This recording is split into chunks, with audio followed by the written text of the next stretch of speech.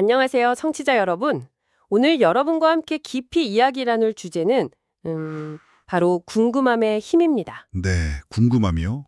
우리 안에 있는 이 작은 불꽃이 어떻게 우리의 삶과 성장을 이끌어가는지 궁금한 점이 있을 때라는 글, 그리고 조현행 작가의 책 일부를 바탕으로 한번 파헤쳐 보려고 합니다. 흥미로운 주제네요.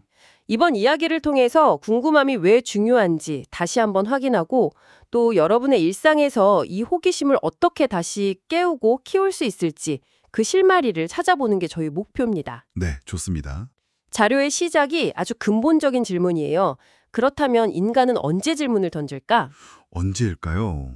바로 호기심이 일거나 궁금한 점이 있을 때이다.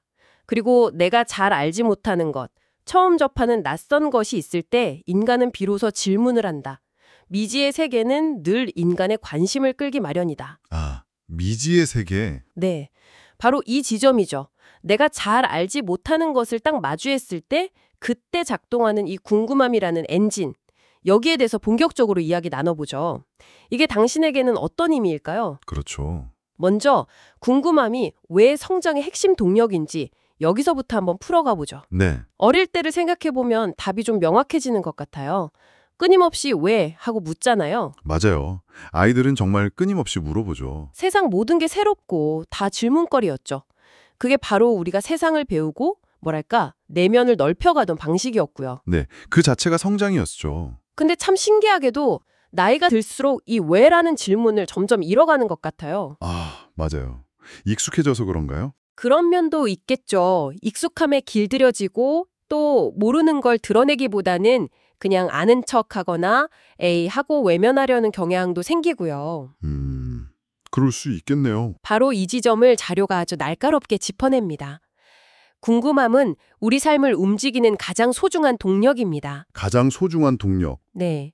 단순히 호기심이 줄어드는 문제가 아니라 이 동력을 잃는 순간 어쩌면 성장의 가능성 자체가 멈춰버릴 수 있다 이런 경고처럼 들리기도 해요. 와, 그렇게 생각하니 좀 무섭기도 한데요. 그래서 일상의 아주 작은 궁금증이라도 이게 내가 아직 모르는 영역이구나 하는 신호로 받아들이고 좀 소중하게 다루는 태도가 중요하지 않을까 싶습니다. 그렇죠.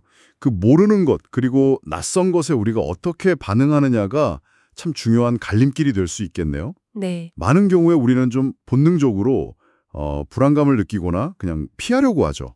복잡해 보인다 뭐 이러면서요? 네. 이건 좀 어려운데, 이건 내 분야 아닌데 하면서 그냥 덮어버리기 쉽잖아요? 맞아요. 근데 자료는 여기서 딱 관점을 바꾸자고 제안해요. 모른다는 상태가 약점이나 결함이 아니라 오히려 배울 기회가 있다는 뜻이고 성장할 여지가 있다는 증거라고 말이죠. 기회이자 증거다. 네. 이 관점에서 보면 모르는 걸 만나는 순간이 좌절이 아니라 와, 가능성을 발견하는 순간이 되는 거죠. 그렇군요. 자료에 나온 그 학교 아이들 예시가 이걸 참 잘 보여주는 것 같아요. 네, 기억나요. 새로운 걸 알게 됐을 때 아이들 눈이 막 반짝이면서 그렇구나 하고 외치는 모습. 네네. 그게 그냥 정보 습득이 아니라 미지의 세계가 내 이해 속으로 탁 들어오는 그 짜릿한 경험, 그러니까 성장의 순간을 보여주는 거거든요. 정말 생생한 묘사네요. 어른이 되어서도 이런 경험은 얼마든지 가능하다고 생각해요. 중요한 건 모르는 것 앞에서 괜히 주눅들기보다 여기에 내가 더 클 수 있는 지점이 있구나 하고 알아차리는 것. 그 인식의 전환이죠. 그 인식의 전환을 그럼 실제 행동으로 옮기려면 질문의 용기가 정말 필수적이겠네요. 그렇죠. 용기. 사실 질문을 좀 망설이게 되는 가장 큰 이유 중 하나가 두려움 같아요. 이런 거 물어보면 좀 바보 같지 않을까? 다른 사람들이 나를 좀 부족하다고 보면 어떡하지? 뭐 이런 걱정들이요. 네, 맞아요. 그런 생각 많이 하죠. 그런데 이런 두려움 때문에 질문을 딱 삼켜버리는 순간 우리는 자료에서 말한 그 성장의 기회를 스스로 그냥 차단해버리는 셈이 되는 거죠. 안타까운 일이네요. 자료는 오히려 진짜 어리석음은 모르면서 묻지 않는 데 있다고 딱 강조합니다. 흥미로운 건 실제로 각 분야에서 정말 뛰어난 성취를 이룬 사람들을 보면 질문이 그렇게 많대요. 오, 정말요? 네, 그게 뭐 단순히 지식을 뽐내려는 게 아니라 자기가 뭘 모르는지를 정확히 알고 것도 그 빈틈을 채우려는 아주 적극적인 태도 때문이라는 거죠. 아하, 모르는 걸 아는 게 중요하군요. 그렇죠. 소크라테스가 나는 내가 모른다는 것을 안다고 말했을 때 그게 그냥 겸손한 척한 게 아니라 이 무지에 대한 명확한 자각야말로 진짜 알무로 가는 출발점이다. 이걸 강조한 거잖아요. 깊은 뜻이 있었네요. 교실에서도 보면 질문 많이 하는 학생이 가장 빠르게 성장하는 것처럼 우리 삶이라는 더 큰 교실에서도 이 질문하는 습관은 우리를 계속 배우고 발전하게 만드는 뭐랄까 가장 확실한 방법 중 하나가 아닐까 싶어요. 네, 질문하는 습관 정말 중요하죠. 그런데 질문할 용기를 내는 것과 또 더불어서 그 궁금증을 따라서 실제로 뭔가를 좀 해보려고 할 때 또 다른 벽에 부딪히는 것 같아요. 어떤 걸까요? 바로 실패에 대한 두려움이죠. 실패. 그렇죠. 이거 괜히 시도했다가 결과 안 좋으면 시간만 날리는 거 아니야? 실패하면 창피할 텐데? 뭐 이런 생각들이요. 네, 그런 생각 들죠. 하지만 이것도 좀 관점을 바꿀 필요가 있다고 봐요.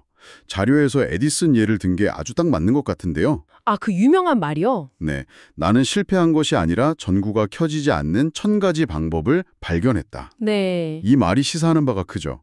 실패를 그냥 부정적인 결과로만 보는 게 아니라 이 방식은 작동하지 않는구나 하는 귀중한 데이터를 얻는 과정으로 다시 정의하는 거잖아요. 실패가 아니라 발견이다. 그렇죠.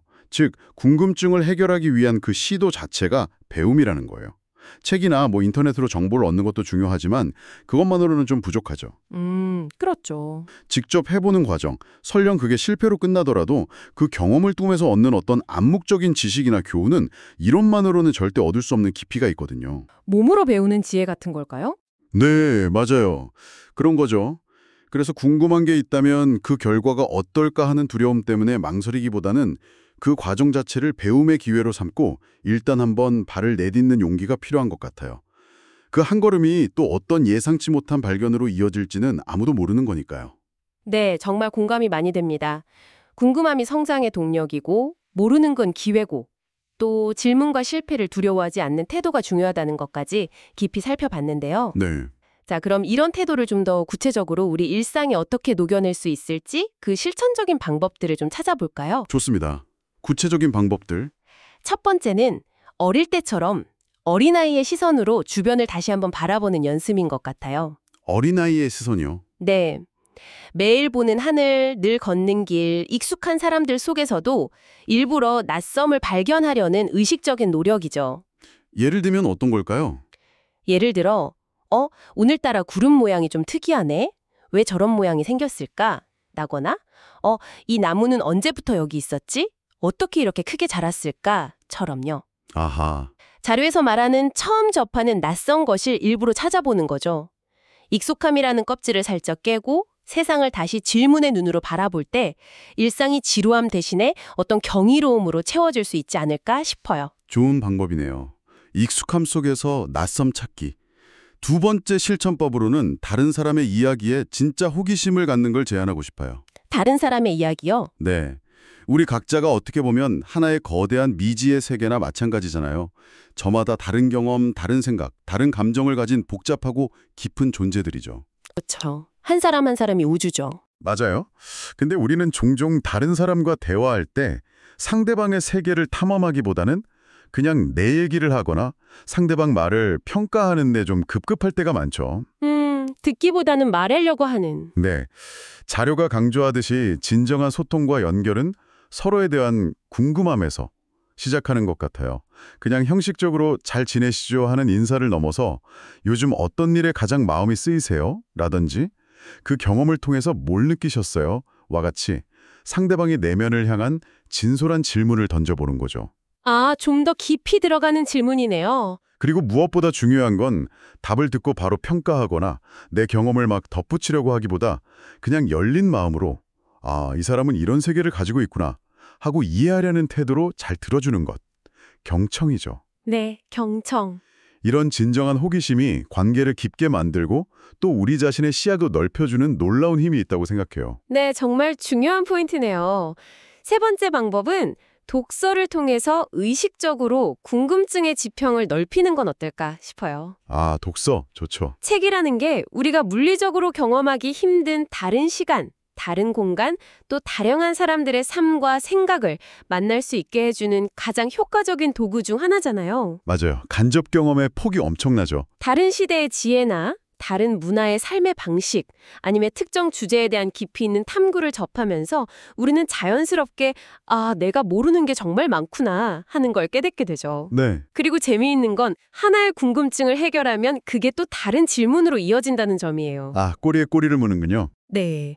예를 들어 이 책을 읽고 나니 저자의 다른 작품도 궁금해지고 이 주제에 대한 반대 의견은 없나 하고 찾아보게 되고 또 관련된 다른 분야까지 관심이 막 넓어지는 거죠. 지적인 탐험이네요. 그렇죠. 이게 바로 자료에서 이야기하는 미지의 세계를 향한 지적 탐험 과정인 거죠.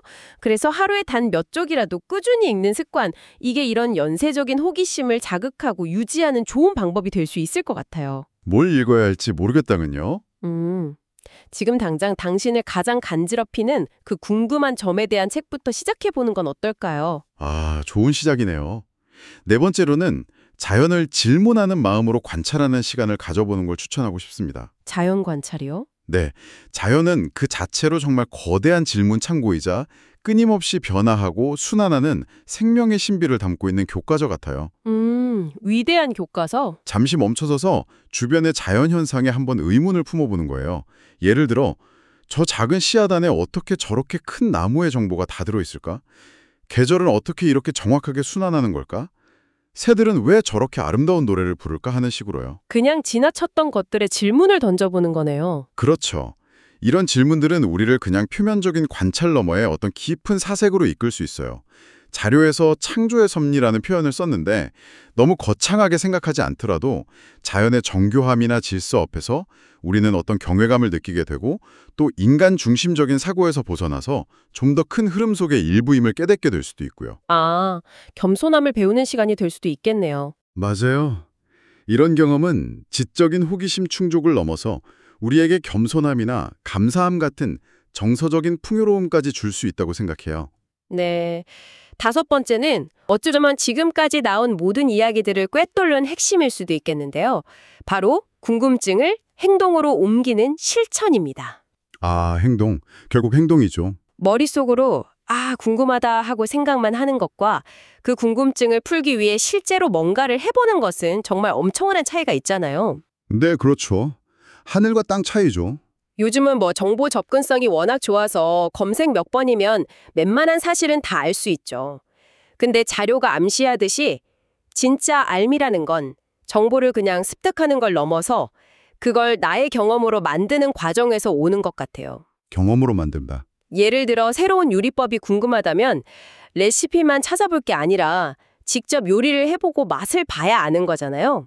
그렇죠. 맛을 봐야죠. 외국 문화가 궁금하다면 관련 책을 읽거나 다큐를 보는 걸 넘어서 가능하다면 그 나라 음식을 먹어보거나 아니면 언어를 배워보는 작은 시도라도 해보는 거죠. 네, 작은 시도라도. 이렇게 행동하는 궁금함은 지식을 내 것으로 만들고 체화시키고 나아가서 또 예상치 못한 다른 궁금증과 배움의 길로 우리를 이끌어주는 것 같아요. 이것이야말로 삶을 실제적으로 변화시키는 아주 능동적인 태도라고 생각합니다. 네, 정말 중요한 말씀입니다. 마지막으로 이 모든 태도를 아우르는 평생 배우려는 자세를 강조하고 싶습니다. 평생 학습이요? 네. 배움이라는 게 어떤 특정 시기에 끝나는 숙제가 아니라 우리가 살아 숨쉬는 동안 계속되는 여정이라고 생각해요. 학교 졸업이나 은퇴가 배움의 끝을 의미하는 건 아니잖아요. 그렇죠. 오히려 삶의 경험이나 연륜이 쌓이면서 젊었을 때는 잘 보이지 않던 것들이 보이기도 하고 더 깊이 있는 이해나 통찰이 가능해지기도 하고요. 네, 맞아요. 세상은 또 끊임없이 변화하고 새로운 지식과 기술이 계속 등장하잖아요. 이런 변화에 적응하기 위해서라도 배움은 필요하지만 더 본질적으로는 배움 자체가 주는 즐거움 그리고 성취감이 중요하다고 생각해요. 배움의 즐거움. 네, 몰랐던 것을 알게 되었을 때 그 지적인 희열, 또 이해의 폭이 넓어지면서 세상을 더 깊게 보게 되는 만족감, 이런 것들이 우리 삶을 끊임없이 새롭게 하고 풍요롭게 만들어주거든요. 네. 그래서 나이와 상관없이 매일 무언가를 배우려는 열린 마음, 즉 평생 학습자의 태도를 유지하는 것. 이게 자신뿐만 아니라 주변 사람들에게도 긍정적인 영감을 주는 가장 확실한 성장 전략이 아닐까 싶습니다. 네, 오늘 우리는 궁금함이라는 이 감정이 단순한 호기심을 넘어서 어떻게 우리를 성장시키고 또 삶을 풍요롭게 만드는 핵심적인 동력이 되는지 관련 자료들을 통해 아주 깊이 탐구해 봤습니다. 네, 의미 있는 시간이었어요. 핵심은 결국 익숙함과 타성에 져서 질문을 멈추기보다는 끊임없이 모르는 것을 발견하고 그것을 향해 나아가는 용기, 즉 질문하고 때로는 실패하더라도 시도하고 또 배움을 계속하는 태도에 있다는 것을 다시 한번 확인할 수 있었습니다. 네, 맞습니다. 오늘 저희가 나눈 이야기들이 청취자 여러분의 마음속에 혹시 잠자고 있던 작은 물음표들을 깨우고 세상을 조금 더 호기심 어린 눈으로 바라보는 계기가 되었으면 좋겠습니다. 네, 오늘 나눈 이야기의 맥락에서 보니까 자료 마지막에 인용된 성경 구절이 더 의미 있게 다가오는 것 같아요. 아, 마태복음 9절이요? 네. 구하라 그리하면 너희에게 주실 것이요. 찾으라 그리하면 찾아낼 것이요. 문을 두드리라 그리하면 너희에게 열릴 것이니. 네. 이 구절이 단순히 그냥 소극적으로 뭔가를 바라는 걸 넘어서 오늘 우리가 집중적으로 이야기했던 적극적으로 질문하고 구하고 탐구하며 찾고 새로운 가능성을 향해서 시도하는 문을 두드리는 그 능동적인 태도의 중요성을 어쩌면 영적인 차원에서까지 확장해서 보여주는 것 같아요. 아, 그렇군요. 적극적인 태도. 네, 우리가 주체적으로 미지의 세계를 향해서 손을 뻗고 문을 두드릴 때 비로소 새로운 이해와 성장의 문이 열릴 수 있다. 이런 강력한 메시지로 읽힐 수도 있겠습니다. 정말 의미 있는 연결점이네요. 적극적으로 묻고 찾고 두드리는 태도의 중요성. 자, 그럼 마지막으로 청취자 여러분 각자의 더 깊은 탐구를 위한 질문 하나를 남기면서 마무리할까 합니다. 네, 오늘 저희는 궁금함이 가져다주는 성장, 배움, 삶의 역동성 같은 실질적인 이점들에 대해 이야기했습니다. 그리고 자료에서는 자연 관찰 같은 걸 통해서 창조의 섭리와 같은 더 깊은 차원의 발견 가능성도 언급했었죠. 네, 그랬죠. 그렇다면 마지막 질문은 이것입니다. 이런 실용적인 유익함을 넘어서서 당신이 진정으로 호기심 어린 눈으로 당신의 삶과 세상을 다시 한번 깊이 들여다보기 시작할 때 당신은 또 어떤 예상치 못한 의미 혹은 당신만의 섭리라고 부를 만한 그런 연결고리를 발견하게 될까요? 깊은 질문이네요. 이 질문에 대한 답은 오직 여러분 각자의 탐구를 통해서만 찾을 수 있을 겁니다. 오늘 함께해 주셔서 감사합니다.